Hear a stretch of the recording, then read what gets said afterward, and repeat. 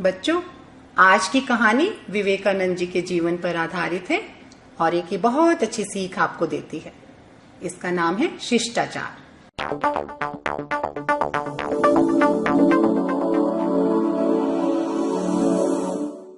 स्वामी विवेकानंद जी ने कहा कि विश्व में अधिकांश लोग इसलिए असफल हो जाते हैं क्योंकि उनमें समय पर साहस का संचार नहीं हो पाता और वे भयभीत हो उठते हैं। स्वामी जी की कही सभी बातें हमें उनके जीवन काल की घटनाओं में सजीव दिखाई देती हैं। उपरोक्त लिखे वाक्य को शिकागो की एक घटना ने सजीव कर दिया। किस तरह विपरीत परिस्थिति में भी उन्होंने भारत को गौरवान्वित किया। हमें बहुत गर्व होता है कि हम इस देश के निवासी हैं, जहां विवेकानंद जी जैसे महान संतों का मार्गदर्शन मिला। आज मैं आपके साथ शिकागो धर्म सम्मेलन से संबंधित एक छोटा सा वृतांत बता रही हूँ, जो भारतीय संस्कृति में समाहित शिष्टाचार की ओर इंगित करता है। बात 1893 की है।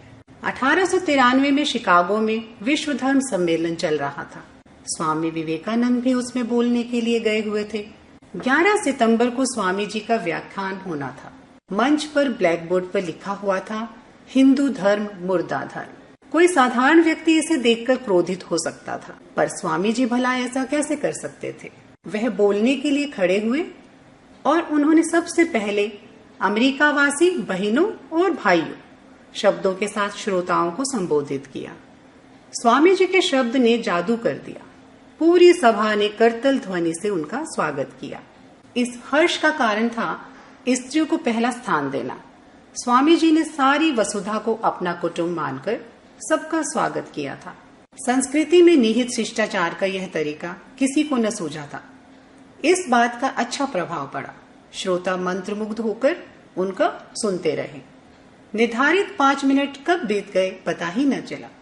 अध्यक्ष कार्डिनल गिबन्स ने और आगे बोलने का अनुरोध किया।